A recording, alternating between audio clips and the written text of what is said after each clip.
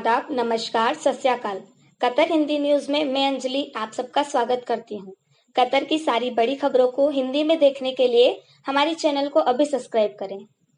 Qatar के इतिहास में पहली बार कतारा सांस्कृतिक गांव यानी कल्चरल विलेज अंतर्राष्ट्रीय अरबी घोड़ों का त्योहार आयोजन करने वाला है। अगले साल फरवरी में होने वाले इस त्योहार के लिए कतारा ने अपनी वेबसाइट पर एक लोगो डिजाइन प्रतियोगिता का भी आयोजन किया है, जिसमें कतर का कोई भी इंसान भाग ले सकता है और अपनी प्रतिभा का प्रदर्शन कर सकता है। साथ ही जिस भी व्यक्ति का लोगो सबसे बेहतर होगा उसे 10,000 कतरी रियाल का इनाम भी दिया जाएगा।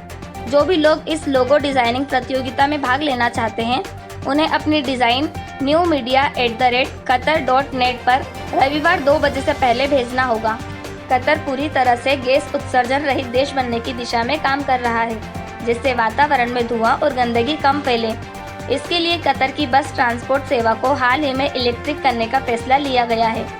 इसी काम को आगे बढ़ाते हुए कतर जनरल इलेक्ट्रिसिटी और वाटर कॉरपोरेशन ने कतरी DR रियल एस्टेट इन्वेस्टमेंट के साथ मिलकर लुशियल शहर में 10 इलेक्ट्रिक से चलने वाली गाड़ियों की चार्जिंग स्टेशन बनाने का करार किया है। कतर में फिलहाल 10 चार्जिंग स्टेशन है, जिन्हें इस साल के अंत तक 30 करने का फैसला लिया गया है। मंत्रालय की हाल ही में घोषित इलेक्ट्रिक वाहन रणनीति EV सार्वजनिक परिवहन के लिए एक बुनियादी ढांचा विकसित करने में मदद करेगी, जो इस क्षेत्र में अपनी तरह का पहला होगा। रणनीति के भाग के रूप में मंत्रालय आने वाले वर्षों में पूरे पब्लिक ट्रांसपोर्ट को इलेक्ट्रिक करने की बात कही गई है। इन सब के साथ साथ कतर ने अपने डीजल को और बेहतर किया है, जिससे वाहनों से निकलने वाले धुएं और कम होंगे। ऐसा करने के लिए कतर की रिफाइनरी ने डीजल में सल्फर की मात्रा कम करने की बात कही है, जिससे धुएं का उत्सर्जन भी कम होगा।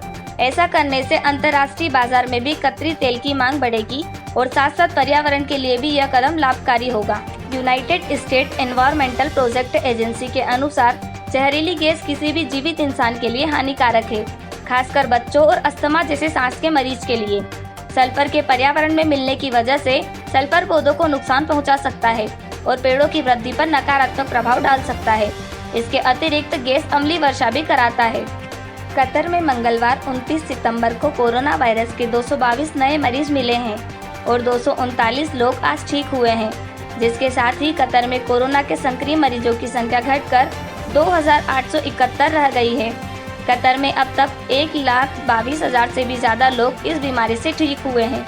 हालांकि मिनिस्ट्री ऑफ पब्लिक हेल्थ ने लोगों को सभी कोरोना संबंधी निर्देशों का पालन करने की हिदायत दी है और साथ ही 50 साल से ज्यादा उम्र के लोगों का अच्छा ख्याल रखने की बात कही है। साथ ही लोगों को बिना काम के कहीं आने जाने से बचने की हिदायत दी गई है। अल जजीरा द्वारा जारी एक रिपोर्ट में बताया गया है कि किस तरह कतर के हवाई मार्ग को रोकना महज कुछ लोगों और संगठनों की सोची समझी साजिश थी। साल 2017 में बहुत से खाड़ी देशों ने कतर के हवाई मार्ग पर रोक लगाया था, जिसकी वजह यह बताई गई थी कि कतर आतंकवाद का समर्थन करता है। लेकिन असलियत यह पाई गई कि ट्विटर पर करीब 80,000 फेक अकाउंट से कतर को बदनाम करने का काम किया गया। साथ ही ब्लॉक कतर एयर स्पेस और कतर सपोर्ट टेररिज्म को ट्विटर पर ट्रेंड भी करवाया गया।